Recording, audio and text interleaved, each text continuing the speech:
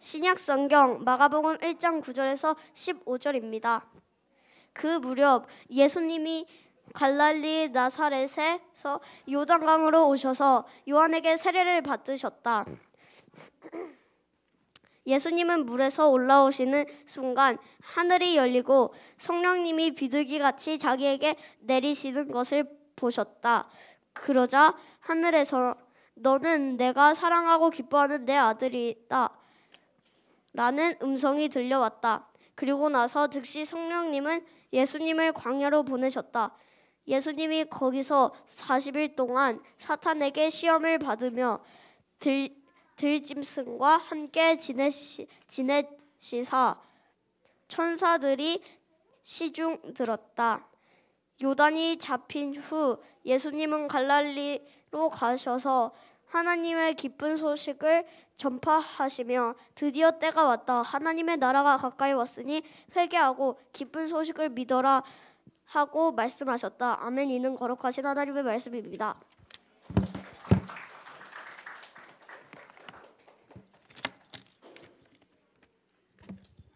네.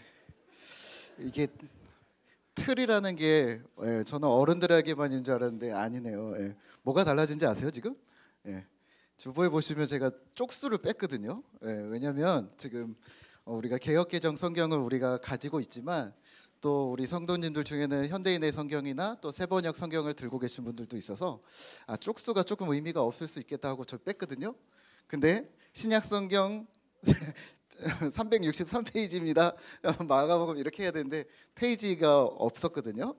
그러니까 우리 애들도 이게 저는 조금 깜짝 놀랐네요. 우리 틀이라는 게 이렇게 안정감을 줄 때도 있는데 이게 쪽수 없는 걸로 이렇게 슬퍼할 줄이야. 저는 깜짝 놀랐습니다. 자, 오늘은 우리가 또 말씀을 또 보도록 하죠. 오늘 2023년 우리 3월 셋째 주고요. 그리고 또 사순절 넷째 주입니다. 우리 성도님들을 환영하고 축복합니다. 우리가 2월 말부터 3월까지 그리고 4월 초까지 이 기간을 많은 교회들이 사순절로 보내고 있습니다. 저희는 형식보다는 정신을 기억하자고 말씀을 드렸었는데요. 예수님의 죽음과 부활을 기억하는 정신, 또 그에 합당한 경건 생활을 유지하자는 신앙과 삶의 태도를 갖자라고 말씀을 드렸습니다. 그러니까 이 기간에 일부러 고통을 찾아다닌다거나 슬픔을 만들어낸다거나 그러지 마시고 구제, 어려운 사람들을 도우시고요. 또 경건, 하나님을 예배하는 것에 힘쓰시는 기간이 되셨으면 좋겠습니다. 첫 번째는 구제인데요. 우리가 지지난주 2주 동안 모은 헌금을 우리가 액수는 적지만 지진으로 어려움을 당한 튀르키예로 우리가 보냈습니다. 터키로 보냈는데요. 우리 세이브 더 칠드런에 의하면 지금 한 달이 지났잖아요. 지금 튀르키예는 2월 말에 2번의 지진이 좀 더 있었고요. 그리고 이 3번의 지진으로 5만 명 이상의 사망자가 발생을 했다고 합니다. 그리고 10만 명의 부상자, 그리고 아이는 620만 명을 포함해서 총 한 2,440만 명이 어려움을 겪고 있다고 합니다. 우리나라 인구가 몇이죠? 5천만이거든요. 2,400만이면 2,500만 반이거든요. 물론 우리보다는 한 3-4배 큰 나라이긴 한데 그 정도의 숫자가 지금 지진으로 인해서 어려움을 겪고 있다고 합니다.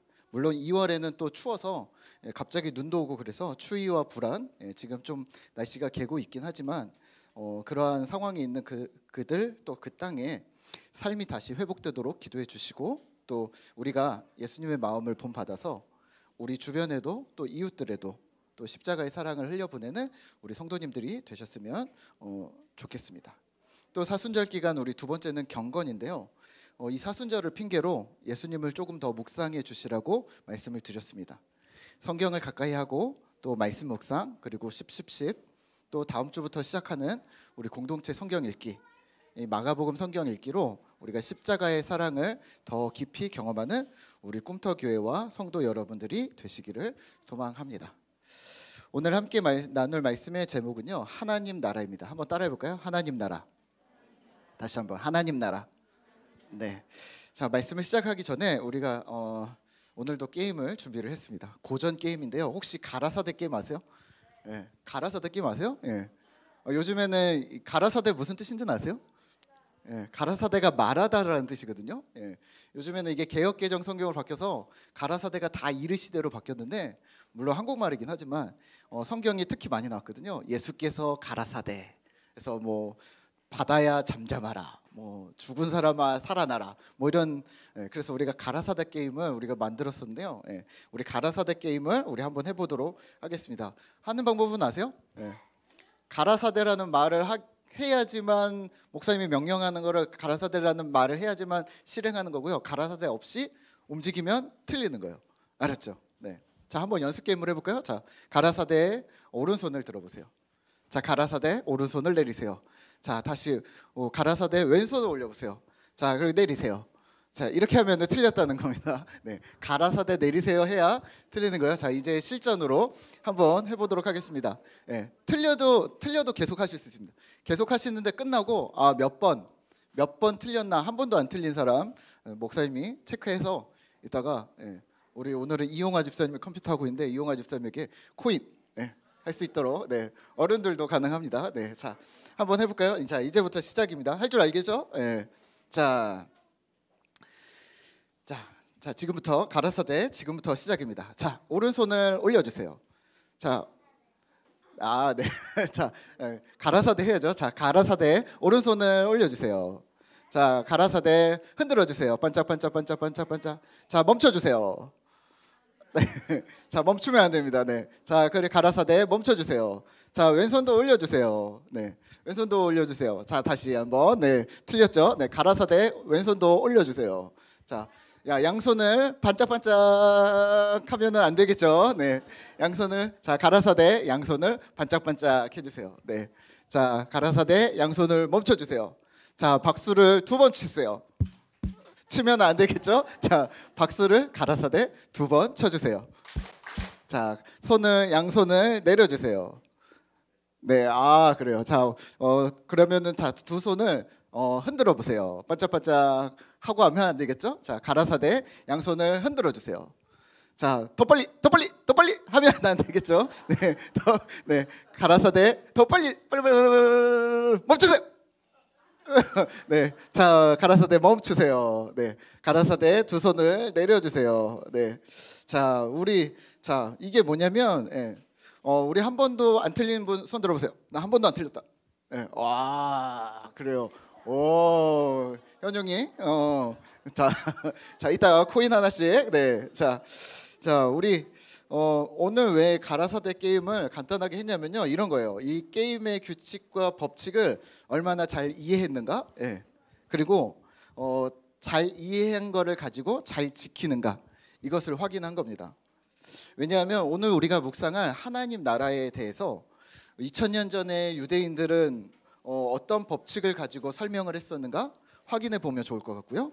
그리고 바르게 이해하면 하나님 나라에 대해서 우리가 바르게 행동할 수 있다라는 것이거든요.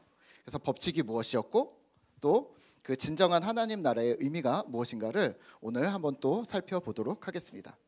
사복음서가 있습니다. 성경에. 사복음서가 뭐죠? 마태, 마가복음, 누가복음, 요한복음. 자, 마태, 마가, 누가, 요한복음의 주인공은 누군가요? 네, 예수님입니다. 한결같이 모두 사복음서가 예수님을 말하고 있는데요. 그러면 오늘은 하나 더 질문. 예수님이 한결같이 이 성경에서 말하고 계셨던 예수님의 가르침의 주제는 뭐였을까요? 네, 오늘 말씀의 제목이 뭐죠? 하나님 나라. 네, 하나님 나라. 예수님께서 하나님 나라를 한결같이 가르치셨습니다. 그런데 오늘 이 하나님 나라를 유대인들은 조금 다르게 표현을 했습니다. 우리가 생각하는 것과 같은데 다르게 표현했습니다. 뭐라고 표현했냐면 하늘나라라고 표현을 했습니다. 왜 그랬을까요? 이 유대 민족들은 자기들만의 법칙이 있었기 때문입니다. 우선은 마태복음을, 오늘은 우리는 마가복음을 일부러 봤지만요, 마태복음에서는 마태복음을 보면은 천국이라는 단어가 많이 나오는데 마태복음은 유대인들에게 쓰여졌거든요. 이 유대적인 배경을 가진 그리스도인들은 하나님이라는 단어, 여호와라는 단어, 야훼라는 단어를 직접 언급하는 것을 조금 기피했습니다. 이런 거죠. 아니, 어떻게 하나님을 감히 하나님의 이름을 불러. 여호와라고 어떻게 말해? 어떻게 야훼라고 막 말할 수 있어? 그냥 그분이라고 부르자. 그 우리의 신, 우리의 주인 이렇게 부르자. 이런 식으로 마음을 갖고 있었습니다. 그게 문화였거든요. 그 사람들의 틀이었거든요. 그래서 하나님이라는 단어를 직접 언급하지 말자. 어떤 단어로 쓰냐면 대신 하늘이라는 단어를 쓰자. 하늘. 왜냐하면 하나님 하늘에 계실 테니까. 그러면서 우리는 다 아니까 존경의 표시로 하나님 나라라는 단어 대신에 그러면 하늘나라라고 표현하자. 하늘에 있는 나라, 하늘에 속한 나라. 그래서 킹덤 오브 헤븐, 또 헬라어로는 우라노스 바실레이아 해서 하늘나라라고 사용을 했습니다. 하늘나라라고 사용을 해도 유대인들은 다 아는 거죠. 하나님이구나 이렇게 생각을 했던 거죠. 그런데 이 단어를 우리가 한글로 번역하면서 우리에게 익숙한 한자로 치환을 했습니다. 하늘나라를 한자로 바꾸면 어떻게 되죠? 하늘, 천, 나라, 국. 그래서 천국이라고 번역했습니다. 그런데 우연이죠, 우연. 우리 한국의 유교, 불교 문화에서 사용하는 천당이라는 단어랑 딕션이 발음이 너무 꼭 들어맞는 거죠. 천국, 천당, 괜찮은데? 그럼 천당이라고 쓸까? 우리가 생각하는 천당과 비슷한 거 아니야? 천당 가는구나. 그래서 천당이라는 단어를 많이 썼습니다. 그래서 예수천당 이런 단어, 예수천당 불신조 이런 단어들 우리 혹시 많이 들어보셨는지 모르겠어요. 근데요, 성경에서는요 천당이라는 단어가 등장하지 않습니다. 어떤 성경에서도, 현대인의 성경이든 새번역이든 공동번역이든 어떤 성경에서도 천당이라는 단어는 등장하지 않습니다. 자, 그러면 천국이라는 단어는요, 우리가 가지고 있는 개역개정 성경에도 어떤 성경이든 천국이라는 단어는 마태복음에서만 사용을 합니다. 다른 부분에 한 군데 등장을 하는데요, 그건 그 의미랑 조금 다를 수도 있고요. 우선은 마태복음에만 천국이라는 단어가 등장을 합니다. 그것도 36번이나 등장을 합니다. 이걸 다 하나님 나라라고 바꾸시면 됩니다. 그러면 이런 거죠. 천국은 마치 밭에 감추인 보화 하면요, 하나님 나라입니다. 천국은 마치 좋은 진주를 구하는 장사, 그러면 이것도 하나님 나라입니다. 심령이 가난한 자는 복이 있나니 천국이 저희 것이며 이 천국도 하나님 나라가 저들의 것이며, 이렇게 이해하시면 됩니다. 근데요, 그동안 이 문장들이 잘 이해가 안 되셨죠. 천국이 어떻게 밭에 감춰져? 죽으면 가는 곳인데. 천국은 천당으로 이해하고 계셔서 이게 이해가 매칭이 잘 안 되셨던 겁니다. 자, 결론부터 말씀을 드리면 하나님 나라는 하나님이 그 사람과 현재 함께 하신다라는 말입니다. 그를 다스리시고 그의 환경을 다스리신다라는 말씀입니다. 이게 하나님 나라입니다. 예수님께서 이 땅에 오셔서 끊임없이 가르치셨던 주제는 하나님 나라입니다.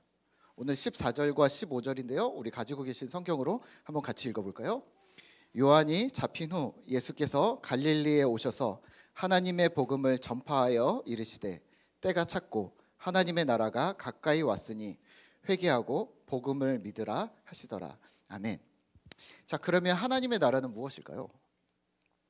하나님의 나라를 과연 우리가 알 수 있을까요? 어떤 사람들은 하나님 나라가 비밀이라고 하는데, 그렇다면 여전히 비밀이라서 우리는 알 수 없는 걸까요? 그 비밀을 아는 특정한 사람들이 있어서 그 사람들을 따라다녀야 우리는 하늘나라의 비밀, 소위 말하는 천국의 비밀을 알아챌 수 있는 걸까요? 아니요, 그렇지 않습니다. 정확히는 하나님 나라의 비밀은 이미 우리에게 공개되었습니다. 뭘까요? 하나님 나라의 비밀, 예수입니다. 헷갈려 하지 마시고 미혹하는 사람들의 말에 흔들리지 마십시오. 구약시대, 신약시대 2000년 전, 4000년 전에는 이 예수님이, 이 메시아가 비밀이었습니다. 하지만 지금 우리 손에 쥔 성경들, 바로 이 비밀이 공개되었다는 증거입니다. 성경책 가지고 계시잖아요. 이미 우리에게 우리 손안에 이 비밀이 주어졌다는 겁니다. 하나님 나라의 비밀은 말씀을 읽고 듣고 행동하는 자에게 하나님 나라가 임한다는 겁니다. 어떻게? 예수님 때문입니다. 다시 설명하면 하나님 나라, 그러니까 하나님이 그와 함께 하셔서, 나와 함께 하셔서 나와 나의 인생을 다스리기 시작한다는 말입니다. 이게 하나님 나라입니다. 스칸 맥나이트의 하나님 나라의 비밀이라는 책에서는 이렇게 말합니다. 하나님 나라는 현재다. 그래서 예수님이 가지셨던 식탁 교제는 매우 의미가 있다. 예수님은 가난한 자들, 세리와 창녀들, 또 죄인들과 식사를 하셨고 바리새인의 집에도 초청되어서 식사를 하셨습니다. 이들과 교제하신 것이죠. 또 예수님은 십자가를 앞두고 죽음을 몇 시간 남겨두지 않고 제자들과 식사하셨습니다. 성경에 보면 예수님께서 왜 그렇게 식사하셨다는 말을 계속 언급하는 걸까요? 당연한 일상인데 말입니다. 예수님이 세수를 하셨다, 발을 씻었다 이런 말은 없는데 식사를 하셨다, 누구랑 식사를 하셨다 그런 말들이 계속 등장을 합니다. 그건 믿음, 천국, 하나님 나라, 복음 이러한 것들이 추상적인 개념이 아니라 머릿속의 관념이 아니라는 말을 하고 있는 겁니다. 하나님 나라는요, 미래, 죽음 이후의 미래가 아니라 현재입니다. 예수님의 십자가도 과거 2000년 전 이게 아니라 현재라는 말입니다. 우리가 매월 첫째 주마다 성찬을 하잖아요. 그 번거로운 성찬을 왜 할까요? 아, 그냥 예식이니까? 혹시 배가 고플 수도 있으니까? 그냥 이게 퍼포먼스로? 아니요. 과거의 십자가 사건이 여전히 진행되고 있는 현실이라는 사실을 깨달아야 하기 때문입니다. 다시 말하면 교회와 믿음과 복음 이러한 것들은요, 우리가 현재 먹고 사는 현실의 세계와 결코 동떨어져 있지 않다. 분리될 수 없다. 복음은 하나님 나라는, 그의 나라는 교회에만 있다거나 다른 세계에 있는 것이 아니라 현실이라는 말입니다. 오늘 성경을 우리 김주홍 성도님이 읽어주셨잖아요. 우리 사무엘상에서 이런 내용들이 등장했어요. 16장에서 사무엘이 소년 다윗에게 기름을 부었습니다. 왕을 삼습니다. 이게 무슨 의미였을까요? 하나님 나라는 당시에는 왕국이었죠. 하나님의 왕국은 그 나라가 현실이라는 걸 보여주는 겁니다. 실제 왕이 선택되는 거죠. 하나님이 직접 왕을 선택하는 거죠. 오늘날 우리는 하나님 없이도 사는 것 같은데 그 당시에는 하나님이 왕을 선택해서 네가 지금부터 왕이야. 이걸 보여주시는 거죠. 아, 현실이구나. 또 하나님 나라는 갑자기 천둥이 치고 구름이 움직이고 이래서 하늘이 사람을 다스려주는 게 아니라 하나님은 자신의 나라를 인간을 통해 다스리신다는 것을 우리는 캐치할 수가 있습니다. 또 에베소서 5장 14절을 오늘 또 읽었는데요. 이 부분은 우리가 인상이 깊죠. 이런 문구들이 등장합니다. 잠자는 자여 깨어나라, 일어나라. 죽은 자들아 일어나라. 진짜 죽은 사람들한테 일어나라는 걸까요? 아니죠. 지금 살아있는 사람들에게, 에베소 성도들에게 이렇게 얘기하는 거죠. 잠자는 자들아 깨어라. 이 이야기를 하고 있는 거죠. 현실 세계를 살아가는 자들에게 깨어서 주를 바라보라. 주님의 다스림을 받으라는 말입니다. 하나님 나라는 현실입니다. 더불어서 하나 더 생각하실 것은요, 가난한 자들과 죄인들과 또 바리새인들과 식사를 하셨던 예수님의 스펙트럼입니다. 하나님의 나라가 얼마나 포용력을 가지고 있는가. 다양한 사람들과 교제하셨고 그들의 집에 들어가셨고 대화하셨습니다. 그러면 하나님 나라는 현실이라는 거죠. 그리고 그 포용력을 가지고 있다는 것을 기억하시면 어떨까요? 오늘 우리는 누구랑 교제를 하고 있습니까? 무엇으로부터 공급을 받고 있고 또 그 받은 사랑을 누구에게 흘려보내고 있습니까? 우선 공급은 첫 번째는 하나님입니다. 주중에 하나님과 동행하고 하나님과 교제하고 계십니까? 사실 하나님 없이 월화수목금토를 보내도 별일이 없는 것처럼 사실은 보입니다. 심지어는 일요일까지 말입니다. 교회는 일주일에 한 번만 오셔도 되는데 이 말을 하나님을 일주일에 한 번만 만나도 된다고 오해하시면 안 됩니다. 그러면 하나님을 일주일에 한 번만 만나시면 믿음이 자라지 않습니다. 하나님과의 관계가 깊어지질 않습니다. 이렇게 생각해 보세요. 여러분들이 너무 좋아하는 아내가 있죠. 네. 아내나 아니면 자녀가 있어요. 혹은 친구가 있어요. 근데 이 사람들을 일주일에 한 번만 만나라고 해봅니다. 연락도 하지 말고 좋은 마음만 계속 혼자 쌓아. 그리고 일주일 만났을 때 그때 풀어 라고 하면 이게 실제 관계가 언제 깊어질 수 있을까요? 친밀함이 언제 생길까요? 생기기야 하겠죠. 근데 좀 시간이 많이 걸리겠죠. 어떻게 해야 될까요? 밥도 먹고 얘기도 나누고 시간을 가져야 합니다. 더 많은 시간을 들이면 들일수록 더 가까운 관계가 되어집니다. 하나님도 마찬가지입니다. 우리는 하나님을 만나는 것을 예배라고 부릅니다. 그리고 세 가지 예배를 계속해서 강조하고 있습니다. 첫 번째는 개인의 예배입니다. 두 번째는 공동체 예배입니다. 세 번째는 삶의 예배입니다. 공동체 예배를 먼저 살펴보면 공동체 예배는 우리가 지금 생각하는 것처럼 예배당에 나와서 이렇게 함께 모여서 드리는 예배를 공동체 예배라고 부릅니다. 주일 예배뿐만 아니라 수요 모임 또는 성경 공부 또는 독서 모임 또 목장 모임 그 모임 자체들이 모두 공동체 예배입니다. 모임의 형식은 다 다를 수 있습니다. 다 다르죠. 공부를 하기도 하고 또 오늘처럼 갖춰진 예배 형식으로 드릴 때도 있고요. 또 어떻게 한 주간을 살았는지 삶을 나누는 그런 모임, 목장 모임을 가지기도 하고요. 모두 예배입니다. 주님이 그 자리에 함께 하심을 잊지 마십시오. 치유와 회복, 격려와 위로가 있을 것입니다. 이게 모두 예수 그리스도 때문에 가능한 일입니다. 두 번째 개인의 예배는요. 하나님과 독대하는 나의 시간입니다. 기도가 될 수도 있고요.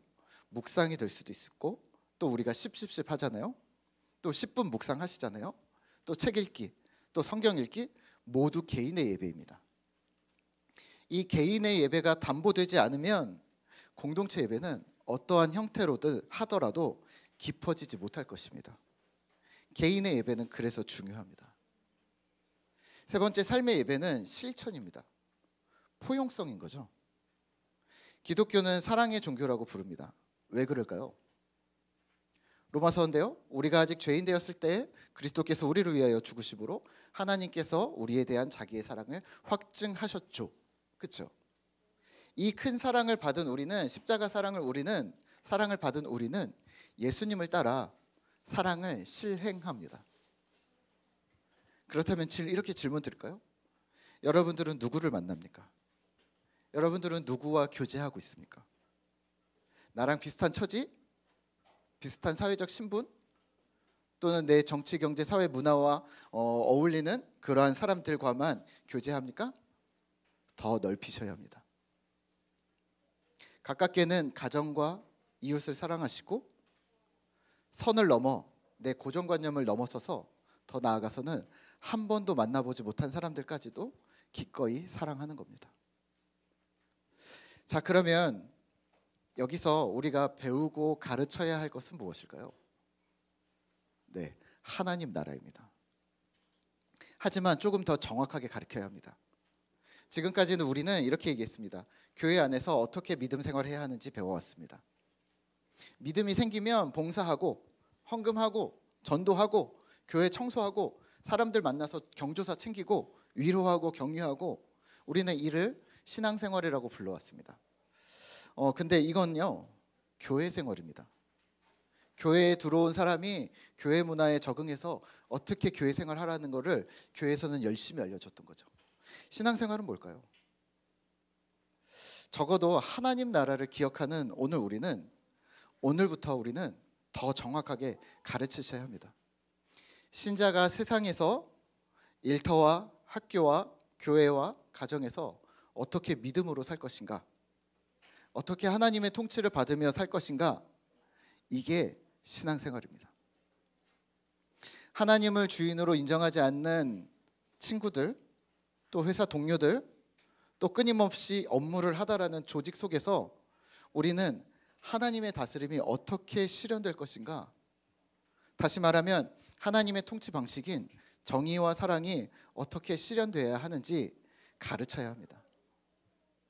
우리의 삶의 현실에서 맞닿아 있는 정치, 경제, 사회, 문화, 교육 이 모든 영역에서 어떻게 하나님의 다스림이 가능한지 고민해야 한다는 말입니다. 제가 20살 때 대학교를 들어갔는데요. 이제 총신대 신학과를 들어갔는데 채플 시간이었습니다. 어느 날. 근데 채플 시간에 기윤실이라는 데서 나오셔서 특강을 하는데요. 기윤실이 뭔지 아세요? 기윤실이 뭐냐면 기독교 윤리 실천 운동이라는 단체입니다. 비영리 단체인데요. 이제 기독교 운동을 막 하는데 이러시더라고요. 성경과 믿음으로 정직한 그리스도인을 만들고 신뢰받는 교회를 만들고 또 정의롭고 평화로운 사회를 만드는 것이 사명이다. 좀 이상하지 않으세요? 저는 조금 되게 이상했어요. 정직한 그리스도인. 아니 저는 이렇게 배워왔거든요. 물론 이제 대학교 1학년이긴 했지만 믿음이 좋아야 되는 거 아닌가? 믿음이 좋은 그리스도인을 만들어야지 정직한 그리스도인을 왜? 또 신뢰받는 교회. 저는 이렇게 생각했거든요. 저는 교회에서만 살았습니다. 교회가 어디가 어때서? 신뢰 왜 못 받아? 안 믿는 거지 그 사람들이. 교회는 교회만큼 믿을 만한 조직이 어디 있어? 근데 신뢰받는 교회라고 얘기하는 거예요. 근데 더 나아가서 정의롭고 평화로운 사회? 아니 그걸 왜 교회가 해? 그거 하나님이 하셔야 되는 거 아니야? 인간은 못해. 교회도 못해. 하나님 영역이지. 제 머리로는 그게 이상했습니다. 이해가 안 됐습니다. 어차피 성경에서는 이렇게 얘기하거든요. 세상은 점점 악해져가는 거 아닌가? 어차피 악해져가고 타락해져가는 세상에서 이런 정직과 정의와 관련된 운동, 어떤 활동들이 뭐가 필요가 있나? 신자들은 기도하는 게 낫지 않나? 우리는 불가능합니다. 하나님, 주님께서 정의와 평화를 이 땅에 이루어 주십시오. 하나님께 맡겨야 되는 거 아닌가? 라는 저는 생각을 했었습니다. 제가 가지고 있는 신앙이랑 기윤실이 말하고 부르짖는 정의랑은 너무 거리가 있었습니다. 그런데 신학을 배우면서 정의와 사랑이 하나님의 것이라는 걸 배우고 평화도 하나님의 것이라는 걸 배우고 신자의 믿음은 죽을 날을 기다려서 천국 가는 게 천당 가는 게 목표가 아니라 우리의 현실, 세상이 깨어지고 고통스러운 것은 맞지만 현재 이 땅에 하나님의 나라, 하나님의 다스림을 실현해내기 위해서 힘써야 되는구나. 이것이 사명이구나 라는 것을 점차 알아가게 되는 것이죠. 네, 사명은요. 우리가 가지고 있는 사명은요. 주님께서 우리에게 주신 사명은 복음 전파만 있는 게 아닙니다. 하나님을 사랑하고 이웃을 사랑하는 것, 또 하나님의 정의와 사랑을 실현해내는 것, 하나님 나라와 관계된 모든 것이 우리의 사명임을 기억하시죠. 그러면 뭘 해야 될까요?